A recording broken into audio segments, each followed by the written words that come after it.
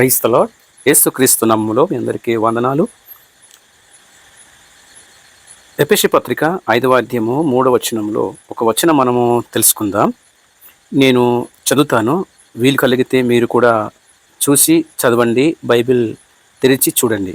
ఇలాగ రాయబడి ఉంది. 5వ అధ్యాయము 3వ వచనంలో ఇలాగ రాయబడి ఉంది. అపోస్తలుడైన పౌలు గారు ఎఫెసీ పట్టణమైనటువంటి సంఘానికి మాట్లాడుతున్న మాట, అందులో ఒక మాట, మీలో జడత్వమే కానీ, ఏ విధమైన అపవిత్రతయే కానీ, లోభత్వమే కానీ వీటి పేరైనను ఎత్తకూడదు, ఇదే పరిశుద్ధులకు తగినది అని లేఖన భాగంలో మనము పౌలు గారి ద్వారా రాసిన ఈ యొక్క అమూల్యమైన మాట వింటున్నాం. అయితే ఇందులో కొన్ని రహస్య విషయాలు మనం నేర్చుకుందాం. బైబిల్ గ్రంథంలో భార్య భర్తలకు ఉండకూడని బంధాలు దేవుడు వివాహాన్ని పవిత్రంగా ఏర్పాటు చేస్తాడు. అందుకే కొన్ని బంధాలు ప్రవర్తనలకు బైబిల్లో వార్నింగ్గా ఉంటుంది. వ్యభిచారం, జారవత్వం. ఎఫెసీ పత్రిక 5వ అధ్యాయము 3వ వచనంలో జారవత్వమైనను అపవిత్రత అయినను మీలో ఉండకూడదని బైబిల్ గ్రంథంలో స్పష్టంగా రాయబడింది. జారవత్వం ఉండకూడదట, అపవిత్రమైనది కూడా ఏది కూడా భార్యలో కానీ భర్తలో కానీ ఏది కూడా ఉండకూడదని లేఖనంలో మనకు ఖండిస్తుంది. పెళ్ళైన తర్వాత వేరే వ్యక్తితో శారీరక సంబంధం ఘోరమైన పాపం. ఇది ఒడంబడికను విరుస్తుందన్నమాట. అంటే కలిగిన బంధాన్ని విడిచేస్తుంది, ఆ బంధాన్ని తెంచేస్తుంది. ఈ విధంగా ఉండకూడదు. పెళ్ళైన తర్వాత వేరే వారి భర్తతో కానీ వేరే వారి భార్యతో కానీ సంబంధం కలిగి ఉండకూడదు. అది ఫోన్ ద్వారా కావచ్చు, వాట్సాప్ చాటింగ్ ద్వారా కావచ్చు, ఈమెయిల్ ద్వారా కావచ్చు, ఫేస్బుక్ ద్వారా కావచ్చు, ఇన్స్టాగ్రామ్ ద్వారా కావచ్చు. ఇదే రూపంలో కూడా వేరే వారితో సంబంధం కలిగి ఉండకూడదు, అక్రమ సంబంధం కలిగి ఉండకూడదు. 2వ పాయింట్, విడాకులు. వ్యభిచారం తప్ప ఏ కారణం బట్టి కూడా విడాకులు తీసుకోకూడడానికి ప్రయత్నం చేయకూడదు. విడాకులు తీసుకుంటున్నామంటే నీకు వేరే వారితో, వేరే భర్తతో, వేరే భార్యతో నీకు సంబంధం ఉంది కాబట్టి నువ్వు కలిగినటువంటి భర్తకి భార్యకు విడాకులు తీసుకుంటున్నావు. మత్తయి సువార్త 19వ అధ్యాయము 6-9 వచనంలో దేవుడు జతపరిచినది మనుష్యుడు వేరుపరచకూడదని క్లియర్గా రాయబడి ఉంది. కారణం లేకుండా విడాకులు ఇవ్వడం దేవుని దృష్టిలో తప్పు. వ్యభిచారం ఒకటే కారణం. కక్ష, చేదు, కోపం ఇది భార్య భర్తల్లో ఉండకూడదు. ఎఫెసీ పత్రిక 4వ అధ్యాయము 31-32 వచనాలు, చేదుతనము, కోపము అన్నిటినీ మీరు విడిచిపెట్టుడి. ఒకరి మీద ఒకరు పగపెట్టుకోవడం, మాటలతో గాయపరచడం సంసారాన్ని నాశనం చేస్తుంది. ఇది ప్రతి కుటుంబంలో మనం చూస్తూ ఉంటుంది కూడా. అలాంటి జరుగుతుంది కాబట్టి భార్య భర్తలు నెమ్మది లేకుండా, శాంతి లేకుండా, సమాధానం లేకుండా, ప్రేమ లేకుండా ఉంటుంది.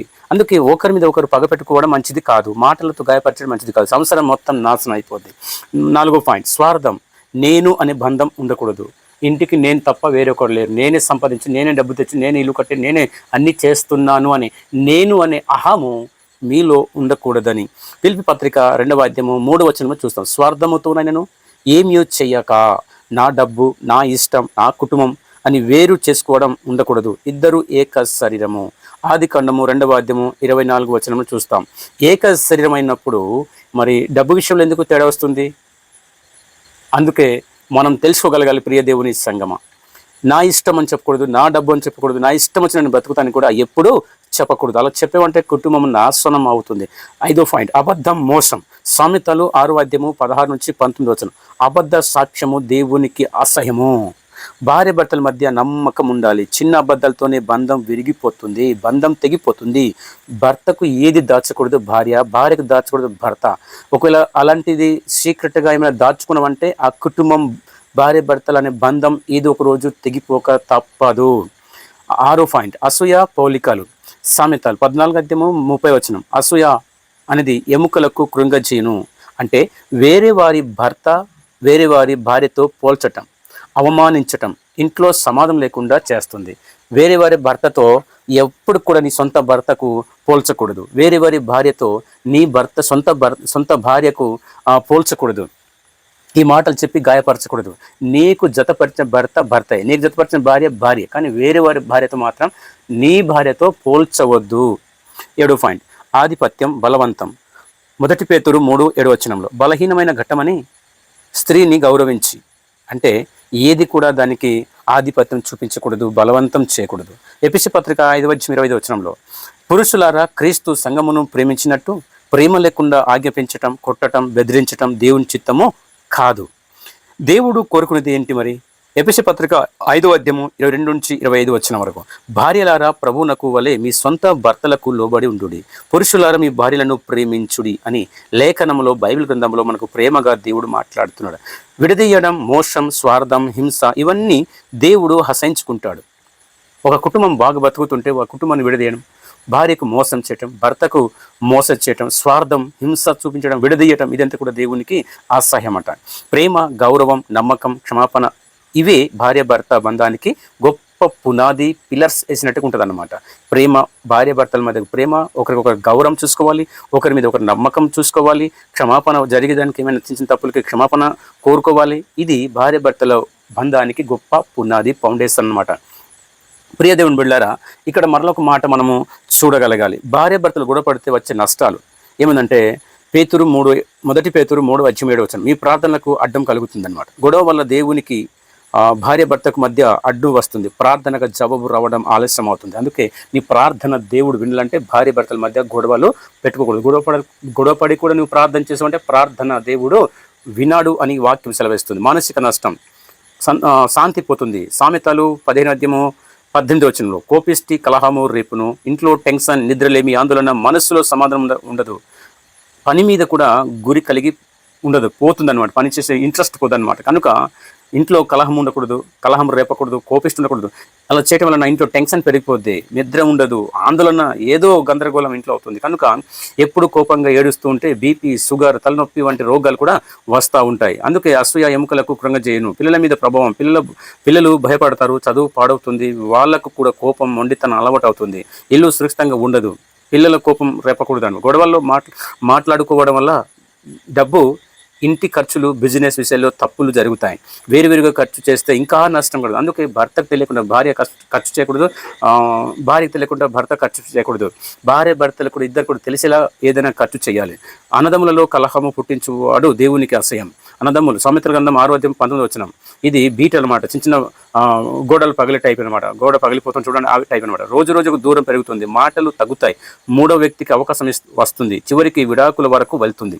అందుకే మీరు సంఘంలో, ఊరిలో యేసే నా రాజు అని చెప్తారు, కానీ ఇంట్లో సమాధానం లేకపోతే లోకం ఏమనుకుంటుంది? దేవుని పేరుకు చెడ్డ పేరు వస్తుంది. అందుకే కోపపడ్డను పాపం చేయకుడి, సూర్యాస్తమించు లోపు కోపము చల్లార్చుకోండి. అంటే ఆ రోజే సారీ చెప్పుకొని రాత్రి వరకు పట్టుకోకూడదు, అంటే అది విడిచిపెట్టాలన్నమాట.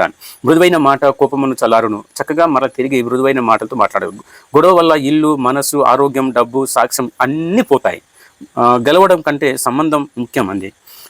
ప్రియులారా, ఇక్కడ ఇంకో వాక్యం, వేరే వారి భార్య, వేరే వారి భర్తతో అక్రమ సంబంధం వల్ల వచ్చే నష్టాలు. బైబిల్ దీన్ని వ్యభిచారం అని పిలుస్తుంది. దేవుడు వివాహ బంధాన్ని చాలా జాగ్రత్తగా చూస్తున్నాడు. దేవునితో తెగిపోవటం మొట్టమొదటిగా. పరస్త్రీతో వ్యభిచారించువాడు తన ప్రాణంను నాశనం చేసుకున్నాడు. పరాయి స్త్రీతో, పరాయి భార్య ఒక దాంతో నువ్వు కలిగి ఉంటే, సంబంధం కలిగి ఉండడం వలన నీ జీవితాన్ని నాశనమే అవుతుంది, నీ ఆత్మీయ జీవితం నష్టం అవుతుంది. వ్యభిచారులను దేవుడు తీర్పు తీర్చును. హెబ్రీ పత్రిక 13:4 వ్యభిచారులను దేవుడు తీర్పు తీర్చును. భార్య భర్తలు గొడవలు పడటం వలన దేవుని సన్నిధి, సమాధానం, ఆశీర్వాదం అన్నీ పోతాయి. పాపం చేసిన ఫీలింగ్తో ప్రార్థన కూడా చేయలేం. అంటే ప్రార్థన చేయాలనుకుంటే ఇంట్లో భార్య భర్తల మధ్య గొడవలు లేకుండా సమాధానం కలిగి ప్రార్థన చేస్తే ఆ ప్రార్థన దేవుని సన్నిధికి చేరి మనకు ఆశీర్వాదం వస్తుంది.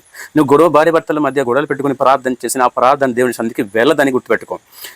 కుటుంబం నాశనం అవుతుంది భార్య భర్తల గొడవ వలన, లేకపోతే వేరే భార్యతో, వేరే భర్తతో నువ్వు సంబంధం కలిగి ఉండటం వలన కుటుంబం 2 ముక్కలుగా అయిపోతాయి, ఇల్లు 2 ముక్కలు అవుతుంది, భార్య భర్తల నమ్మకం పోతుంది. సామెతల గ్రంథము 5:9-10 నీ గౌరవము పరులకును, నీ ఆస్తి అనులకు పోతుంది. పిల్లల జీవితం నాశనం, తల్లిదండ్రుల పేరు చెడిపోతుంది, పేరుకు సంఘానికి నష్టం కలుగుతుంది.